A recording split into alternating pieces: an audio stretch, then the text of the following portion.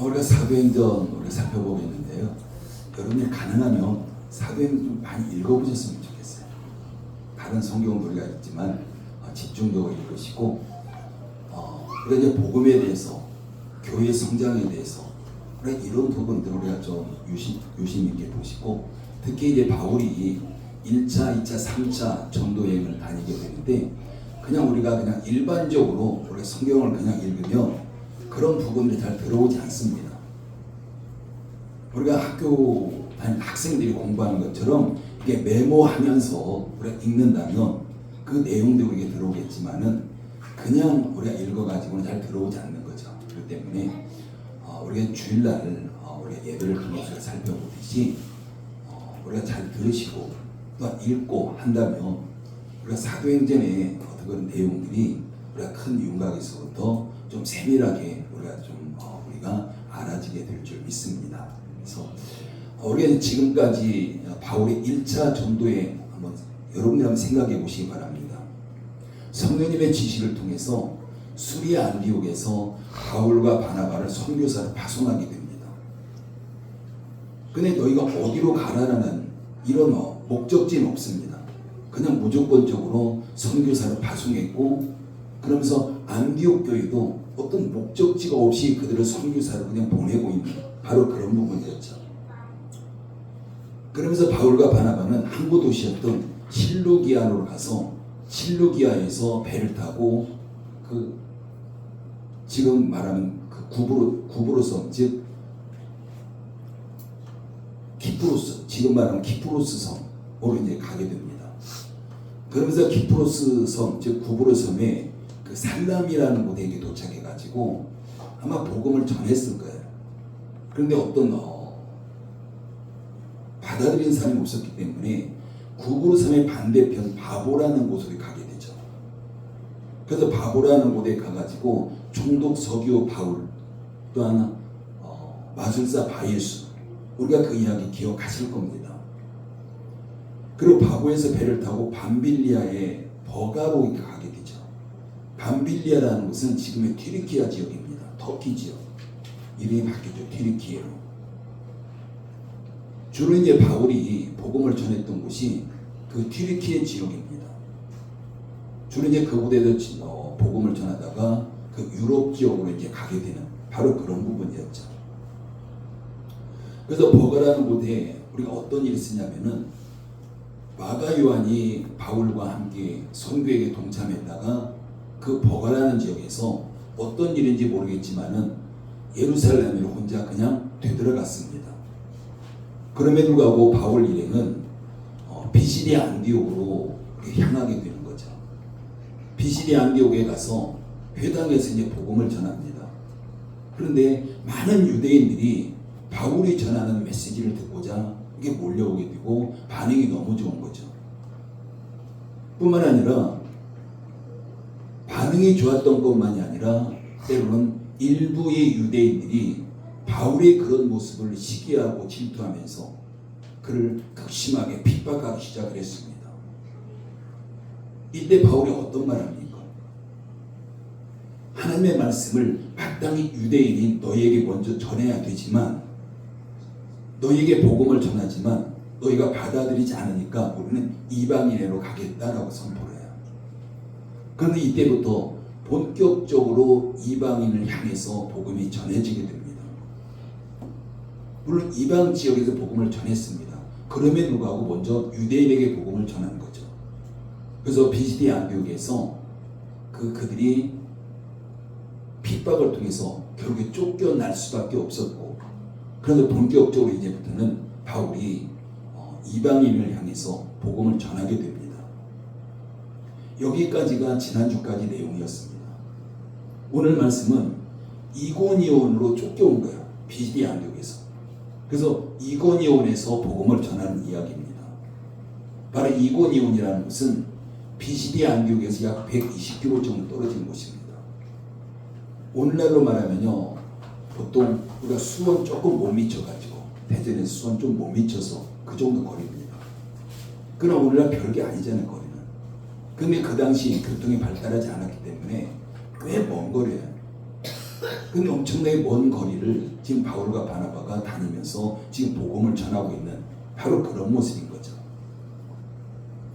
근데 비시디 안독에 쫓겨났던 바울과 바나바 일행이 이고니에서도 복음을 전하기 시작했는데 유대와 또한 헬라의 많은 사람들이 복음을 듣고 반응을 일으킨 거예요. 그 복음을 받아들이는 겁니다. 그러니까 이때는 유대인도 있었고 이방인 즉 헬라인도 있었고 그러면서 아주 열정적으로 복음을 받아들이고 있는 바로 그런 모습입니다.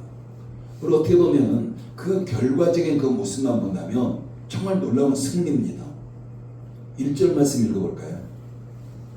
1절 같이 읽습니다. 시작. 이에 이고니온에서 두 사도가 함께 유대인의 회당에 들어가 말하니 유대와 헬라의 허다한 무리가 겠더라. 유대와 헬라의 허다한 무리가 겠더라. 복음을 받아들이고 있는 그런 모습입니다. 지금 바울 일행이 비시디 안디옥에서 쫓겨났잖아요. 복음 전하다가. 근데 이고니온에 와서 복음을 전하니까 너무나도 많은 사람들이 복음을 받아들이고 반응이 너무 좋은 거예요. 아마 이때 바울과 바나바가 얼마나 기뻤겠습니까? 근데 4절의 말씀 보면은 유대인을 따르는 자도 있고 바울을 따르는 자도 있고, 여기서 유대인을 따르는 자라는 것은 복음을 받아들이지 않는 자들이에요. 근데 바울이 복음을 전했습니다. 근데 그들이 복음을 들은 거예요. 근데 복음을 들은 사람들 가운데 두 배로 나눠지게 되는 이 모습을 볼 수가 있습니다. 그래서 4절 말씀 읽습니다. 시작. 그 시내에 무리가 나뉘어 유대인을 따르는 자도 있고 두 사도를 따르는 자도 있는지라. 그러니까 복음을 반대하는 유대인을 따르는 자도 있고 복음을 따르는 자, 즉 바울을 따르는 자도 있고, 그러니까 아주 명확하게 지금 두 배로 나눠져 있는 바로 그런 모습입니다. 그렇기 때문에 지금 바울과 바나바는 그들이 복음을 전했는데 복음은 하나됨이잖아요. 복음은 일치입니다. 근데 복음을 들었던 자들이 둘로 나눠지게 되는 이런 모습 가운데서 그냥 마냥 좋아할 수밖에 없는 바로 그런 모습이 지금 벌어지고 있는 거죠. 우리가 다른 말로 말하면 지금 이고니온에서 그 도시 전체가 지금 둘로 나눠져 있는 상태예요. 지금 복음 때문에 그런 겁니다. 두 배로 나눠져서 서로를 향해서 나쁜 감정을 품고 대적하는 그런 일들이 벌어지고 있는 겁니다.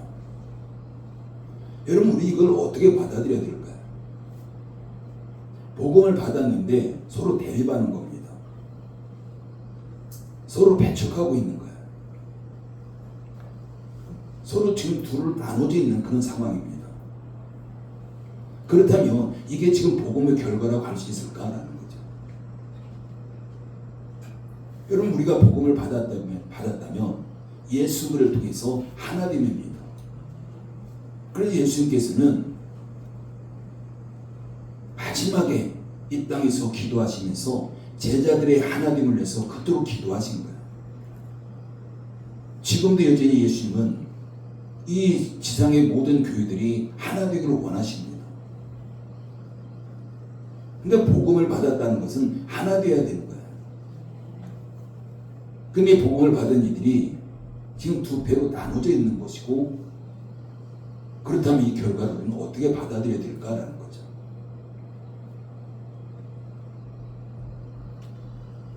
지금 이고니온에서 도시 전체가 둘로 나눠져 있는 이 모습은 어찌 보면 당연한 결과라고 보시면 돼요.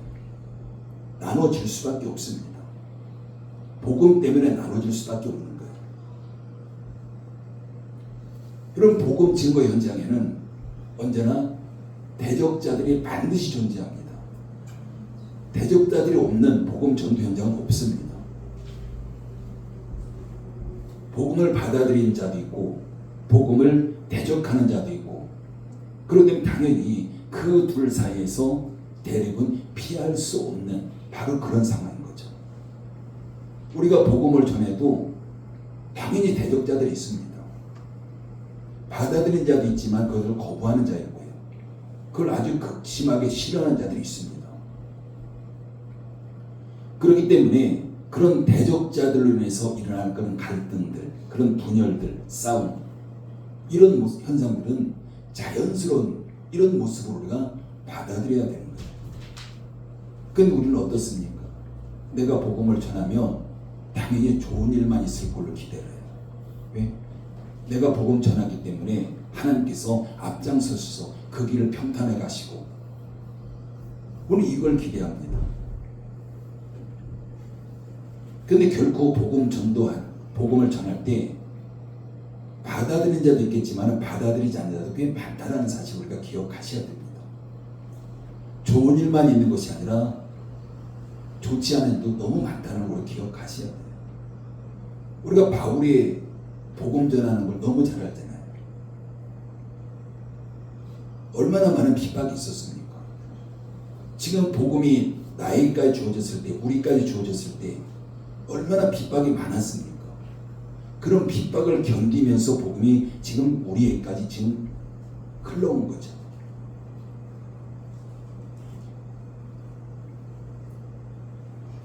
특히 이고니온에서 갈등은 유대인들이 바울이 복음 전하는 것을 계속 따라다녀요. 회방하기 위해서, 대적하기 위해서. 비시디 안디옥에서부터 유대인들이 따라왔습니다.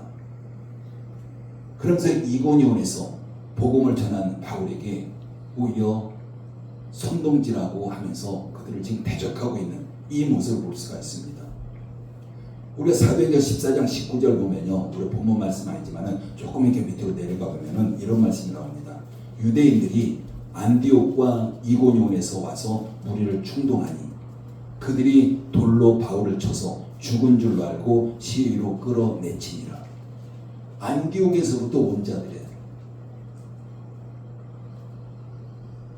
그렇기 때문에 우리는 복음 증거 현장에서 반드시 가라지를 뿌리는 악의 무리들을 우리가 경계해야 되고 바로 이들에게 굴복하지 말아야 된다는 사실입니다.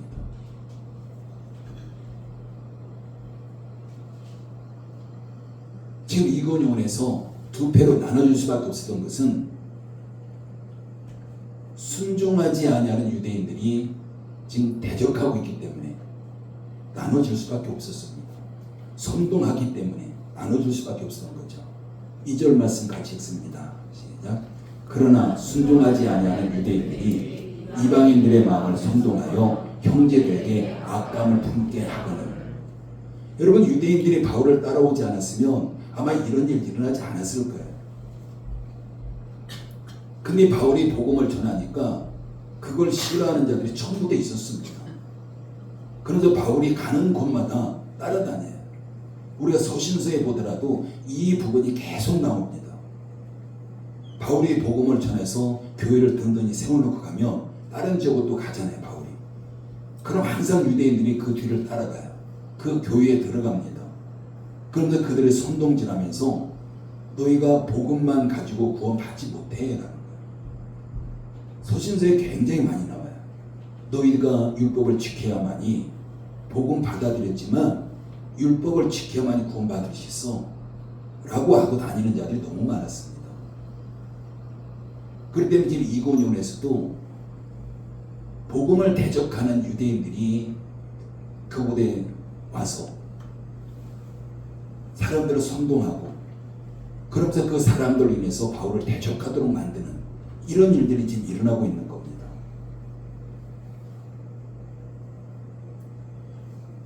그리고 이고니온에서 두 패로 나눠질 수밖에 없는 또 다른 이유가 있어요. 그 하나는 바울과 바나바가 그들이 핍박이 있음에도 불구하고 끝까지 인내하면서 복음을 계속 전하고 있는 사실입니다. 바울이 그곳을 그냥 떠났다면 아마 둘로 나눠지지 않았을 거예요. 그런데 그런 핍박 가운데서도 바울은 계속해서 복음을 전합니다. 힘들고 고난 가운데 있지만 복음을 전하는 거죠. 그래서 그들 대적자들 가운데 굴복하지 않았기 때문에 지금 둘로 나눠줄 수밖에 없는 바로 그런 상황인 거죠. 3절 말씀 읽습니다. 시작. 두 사도가 오래 있어 주를 힘입어 담대히 말하니 주께서 그들의 손으로 표적과 기사를 행하게 하여 주사 자기 은혜의 말씀을 증언하시니. 여기서 보면요, 두 사도가 오래 있어라는 거죠. 오래 있었다는 것은 대적자들, 그 유대인들이 계속해서 반대가 있고 핍박이 있는 거야. 그럼에도 불구하고 오래 있었다는 사실입니다. 그리고 이 말은 핍박 가운데 있었지만 견디면서 계속해서 복음을 전했다라는 바로 그런 의미를 가지고 있는 거죠. 그리고 바울과 바나바가 그들의 굴복하지 않았기 때문에, 견뎌냈기 때문에 이방인들을 향한 하나님의 은혜와 계획을 체험할 수 있었던 겁니다.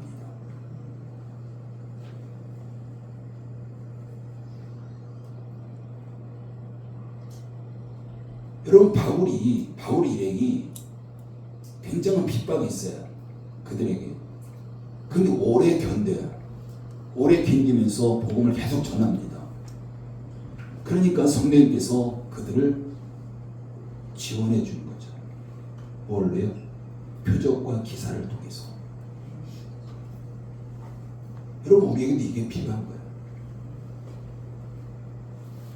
성령님께서 악에게 굴복하지 않는 바울과 바나바에게 그들의 능력을 나타나게 하시는 겁니다. 그러면서 그걸 이기게 하시는 거예요. 그러면서 복음을 듣는 자들 하여금 복음을 받아들이게 하는 겁니다. 뿐만 아니라 성령님께서는 바울과 바나바에게 피할 길도 주십니다. 5절과 6절 말씀 읽어볼까요?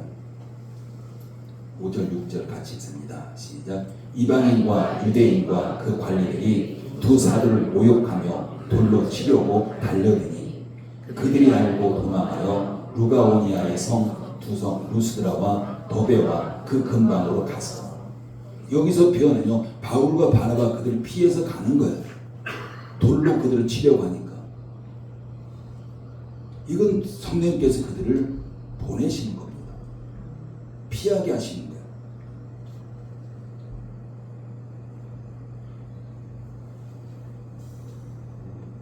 지금 성령님께서는 모든 것을 알고 계세요. 우리가 수예배 살펴봤듯이 하나님은 영원하신 하나님이세요. 하나님이 영원하다는 것은 현재, 미래, 과거가 하나라는 소리예요. 하나님에게. 그래서 하나님은 과거도 현재고요, 미래도 현재입니다. 우리에게는 과거, 현재, 미래가 분리되어 있지만 하나님에게는 과거, 현재, 미래를 그냥 하나로 보고 계세요. 지금 바울의 이 모든 것들 알고 있습니다. 앞으로 그냥 두면 어떤 핍박이 있을지 알고 있어요. 그건 하나님의 분명한 목적이 있습니다. 그래서 목적을 감당해야 되기 때문에 지금 바울 일행을 지금 이고니온에서 피신시키고 있는 이 성령님의 그 역사를 우리가 볼 수 있어야 됩니다. 그래서 이것은 복음 증거는 계속 돼야 되기 때문에 성령님의 사명을 이야기한 것과 또 동의하고 있는 것이기도 하는 거죠. 여러분, 우리에게도 마찬가지입니다. 우리가 존재하는 것은요, 복음 때문에 존재해요. 예수님께서 우리에게 사명을 주셨잖아요. 땅 끝까지로 예수님의 증인이 되라. 이것은 모든 그리스도인들이 받은 사명입니다. 그렇기 때문에 복음 증거 현장에서 대적자들이 존재한다는 것은 당연하다고 여기셔야 돼요. 우리가 그들을 두려워하거나 그들을 피해서는 안 됩니다. 그들을 두려워한다면 복음 전할 수 없습니다. 그들을 피해서도 우리는 복음 전할 수 없습니다. 그럼 그것은 우리가 사명을 감당할 수 없다는 거죠. 대적자들 때문에 복음을 전하지 못하겠다고 생각하고 포기한다면 복음은 누가 전하겠습니까? 만약에 바울과 바나바가 대적자들이 너무나도 극심하게 대적하고 돌을 던져 자기들을 죽이려고 하고, 그래서 우리는 더 이상 못하겠다, 힘들어서 못하겠다 포기했다면 아마 그 복음은 지금 우리에게 오지 않았을 수 있습니다.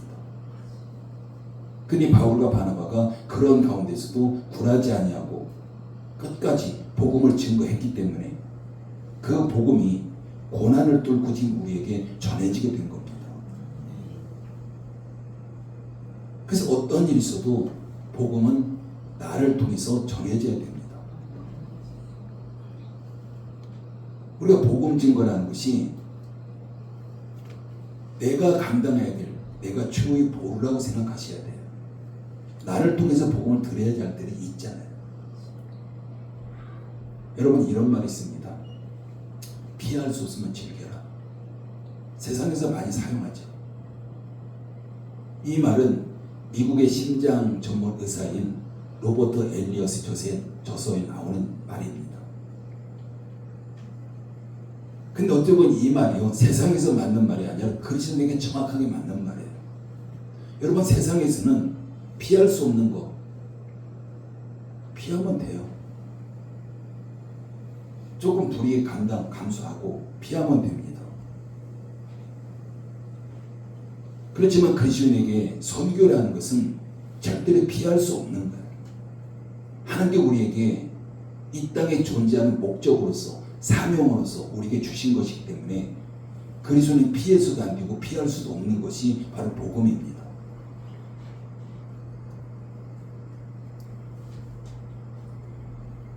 우리가 존재하는 목적이 복음이에요. 여러분, 그거 한번 묵상해 보시기 바랍니다.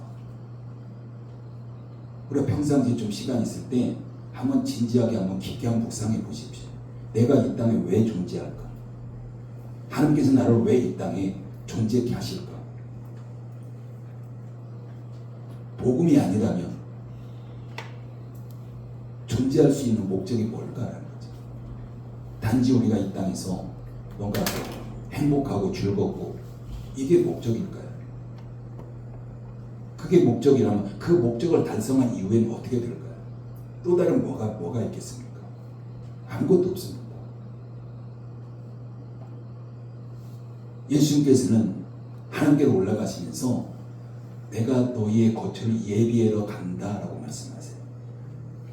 그럼 예수님이 이미 우리의 거처를 예비하셨습니다. 천국에.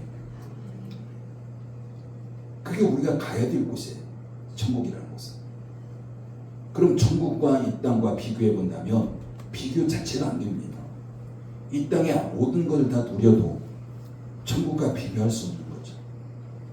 그럼 당연히 우리가 하나님의 자녀로서 천국으로 가야 마땅한 겁니다. 그럼에도 불구하고 우리가 그 놀라운, 그 아름다운 천국의 집이 있음에도 불구하고 우리가 그곳에 가지 않냐고 이 땅에 존재하고 있다는 것은 우리에게 사명이 남아있기 때문입니다. 그냥 잘 먹고 잘 살고 행복하고 복되고 이게 목적이라면 당연히 천국 가야 되는 거죠.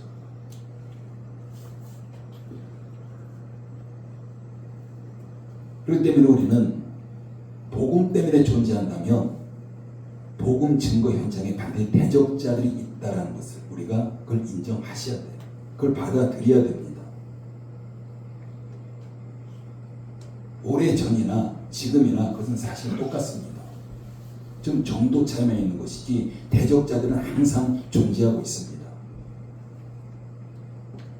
만약에 우리 가운데 복음을 전하는데 대적자들 때문에 정말 복음 전하는 어려움을 겪고 있는 사람이 있을 수 있어요.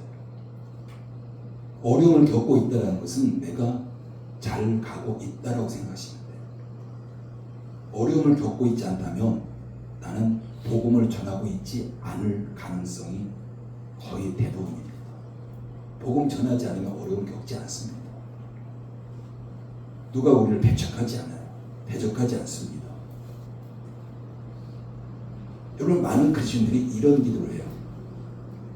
우리 앞에 대적자가 없도록 기도합니다. 하나님, 내가 누구르고 복음을 전해야 되는데 저가 그냥 순적하게 그냥 받아들이게 해주십시오. 대적자들이 없게 해주십시오. 방해하는 자들이 없게 해주십시오. 그리고 때로는 대적자들이 완전히 물러가거나 망하게를 기도합니다. 여러분, 이런 기도는 지혜롭지 못합니다. 하나님이 그렇게 해주시면 너무나도 감사한 거죠. 그렇지만은 우리가 그걸 목적으로 기도 삼아서 기도 제목 가지고 갈 수 있는 그런 기도 제목 될 수 없습니다. 우리가 세상적으로 본다면 지혜롭다고 할 수 있어요. 그러나 결코 성경적이지는 않습니다. 만약에 우리 가운데 정말 대적자들이 없다면 어떻게 될까요? 여러분, 만약에 바울 시대 때도 초대교회 때 대적자들이 전 없었다면 오늘날 복음이 더 많이 전파됐을까요? 아마 그렇진 않았을 거예요. 기독교의 역사를 보면은 핍박 가운데 믿음이 더 빛났습니다. 핍박이 없을 때는 그 믿음이 더 약해졌어요.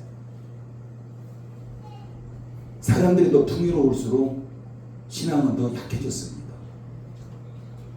우리나라도 마찬가지잖아요. 한국 교회 초창기 때 엄청난 핍박이 있고 많은 사람들이 순교하고, 그럼에도 불구하고 기독교의 신앙은 더 성장했고, 그런데 오늘날에 그런 핍박이 없으니까 교회는 더 신앙이 약해지는 이런 모습을 볼 수 있는 거죠. 우리에게도 마찬가지로 대적자들이 없다면 복음 전가가 결코 수월하진 않을 거예요. 정말 우리에게 대적자가 없다면 복음을 안전하게 마음 놓고 우리가 전할 수 있을까요? 여러분, 한번 비교해 보십시오. 바울 때에 바울이 복음을 전하다가 그 핍박을 받았던 것과 지금 우리가 복음을 전하면서 그 핍박을 받는 것과 비교가 되나요? 비교되지 않습니다. 그럼 어찌 보면은 오늘 지금 우리 시대는 어떤 핍박도 없이 마음 놓고 안전하게 복음을 전할 수 있는 이런 환경들이 우리 가운데 있는 겁니다. 근데 사실은 복음 전하지 않는 거죠. 우리 한국교회만 보더라도 예전에 복음 전하면 핍박이 많았습니다. 대적자들 많았습니다. 그럼에도 불구하고 길거리마다 복음을 전하는 자들이 많았어요. 근데 지금 길거리에서 복음 전할 때 누가 그렇게 대적하고 막 하나요? 거의 안 하죠. 그럼에도 불구하고 복음 전하지 않습니다. 그러면 결과적으로 본다면 대적자들 때문에 우리가 복음을 전하지 않는 것은 아니다라는 걸 알 수가 있어요. 3절 말씀 다시 한번 읽습니다. 시작. 두 사도가 오래 있어 주를 힘입어 담대히 말하니 주께서 그들의 손으로 표적과 기사를 행하여 주사 자기 은혜의 말씀을 증언하시니. 핍박 가운데 두 사도가 오랫동안 복음을 전했습니다. 그러니까 주를 힘입어 담대히 말하니라고 합니다. 이것은요, 그가 견디면서 복음을 전할 때 성령님께서 그들에게 힘을 주신 거예요. 그러면서 그들이 담대히 성령님의 힘입어서 담대히 복음을 전하는 바로 그런 때 일어나게 된 겁니다. 즉 핍박으로 복음을 그들이 핍박으로 포기하지 않고 그래도 견디면서 복음을 전하니까 성령께 그들에게 힘을 주셔서 그들을 통해서 표적과 기사가 나타나게 하셨다라는 말씀입니다. 여러분, 마찬가지로 우리도 복음 전하면서 반드시 우리가 인내해야 됩니다. 주를 힘입어서 복음을 담대히 전해야 됩니다. 여러분, 내가 복음을 전하는데 열정이 식어졌다면 그것처럼 무서운 대적자가 없는 거예요. 내가 복음을 전하는데 그 복음을 반대하는 자들, 이거보다 더 무서운 것은 우리 안에 있는 거예요. 그 복음에 대한 열정이 식어진 거. 이것이 가장 무서운 대적자라고 볼 수 있습니다. 그런데 우리가 복음을 전하지 못하는 것은 대적자들이 아니라 내 안에 열정이 식어졌기 때문이다라고 볼 수 있습니다. 그래서 우리는 복음에 대한 열정이 회복돼야 됩니다. 그래서 우리는 복음을 전하면서 복음을 필요로 하는 자들에게 능력을 보여줘야 되는 거죠. 3절 말씀 다시 읽습니다. 시작. 두 사도가 오래 있어 주를 힘입어 담대히 말하니 주께서 그들의 손으로 표적과 기사를 행하게 하여 주사 자기 은혜의 말씀을 증언하시니. 우리가 복음 전하면서 우리가 포기하지 않는다면, 인내한다면 성령님께서 반드시 함께 하실 겁니다. 성령님께 함께 하시면 당연히 우리를 통해서 표적과 기사가 나타나게 하실 거예요. 여러분, 이거 너무 놀라운 일 아닌가요? 우리를 통해서 표적과 기사가 막 나타난다. 우리가 일반적으로 평상시 우리가 그걸 소망하지 않나요? 우리 많은 성도들이 나를 통해서 성경에 나오는 것처럼 표적과 기사가 나타나기를 원하실 겁니다.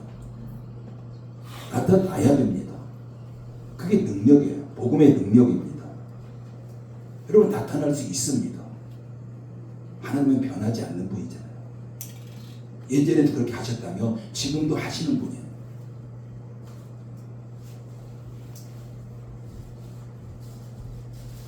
근데 일반적으로 보면요, 우리가 성경의 많은 표적과 기사는 일반적인 삶 가운데 나타나는 게 아닙니다. 복음과 연결되어 있다는 걸 우리가 기억하셔야 돼요. 표적과 기사는 반드시 하나님의 목적과 연결되어 있습니다. 하나님의 목적을 이루기 위해서 표적과 기사가 나타나도록 하시는 거예요. 그런데 우리는 그냥 일반적으로 내가 이 세상 살아가면서 어렵기 때문에, 어떤 문제 해결해야 되기 때문에, 어떤 기적이 나타나서 문제가 해결되고 환경이 바뀌고, 우리는 이걸 생각해요. 여러분, 성경에서 한번 찾아보십시오. 표적과 기사가 나타난 것이 그냥 하나님의 그 목적을 떠나서, 복음을 떠나서 그냥 어느 한 개인이 이 땅에서 잘 먹고 잘 살게 하기 위해서 그런 표적과 기사가 나타난 적이 있나 한번 보십시오. 근데 우리는 그냥 일반적으로 내가 이 땅에서 뭔가 평안하기 위해서, 또 부유해지기 위해서, 그냥 단지 건강해지기 위해서 표적과 기사를 우리가 기대하는 경우가 많습니다. 우리가 표적과 기사는요, 반드시 하나님 목적 안에서 이루어질 거고요. 하나님 목적이라는 것은 바로 그것이 복음입니다. 그럼 당연히 우리의 삶이 복음과 연결됐을 때, 복음의 한 복판에 있을 때, 복음 전함이 있을 때, 성령님 우리를 통해서 복음 때문에 표적과 기사를 나타나도록 하시는 겁니다.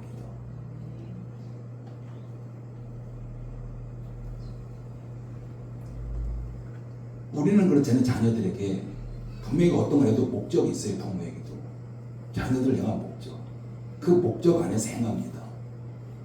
그러나 때로는 우리는 목적을 벗어나서도 행할 때가 있습니다. 우리 연약한 인간이잖아요. 완벽하지 않잖아요. 그러나 하나님은 완전하신 분이에요. 하나님은 거짓말 할 수도 없고 거짓과 함께 할 수도 없고 그런 하나님이시기 때문에 하나님이 행하신 것은 완전한 거예요. 그걸 무시하고 이럴 땐 이렇게 하고 저럴 때는 저렇게 하고 절대 그렇지 않습니다. 만약에 그랬다면, 그런 하나님이라면, 그게 가능하신 분이라면 독생자 예수를 이 땅에 보내시지 않습니다. 십자가에 달지 않습니다. 다른 방법으로, 편법으로 해결하겠죠. 그러나 하나님은 그렇게 하실 수가 없는 분이에요. 근데 그렇게 하실 수 없는 하나님을 우리는 그렇게 하실 수 있도록 기대하는 거예요. 절대 그렇지 않아요. 저는 여러분들이 일상의 삶에서 표적과 기사가 나타나기를 원합니다. 표적과 기사가 사라진 시대가 아니에요. 그게 나타나지 않는 것은 우리가 그만큼 복음과 연결되어 있지 않기 때문입니다. 지금도 선교 현장에서는요, 복음이 전해져야 되기 때문에, 전해지지 않으면 안 되기 때문에 선교사를 통해서 표적과 기사가 지금도 나타나고 있습니다. 그래야 그들이 믿을 수 있기 때문에. 그럼 우리의 삶이 하나님 목적과 연결되어 있고 우리의 삶이 복음과 연결되어 있다면 당연히 우리 삶에서도 표적과 기사는 나타날 수 있다는 사실입니다.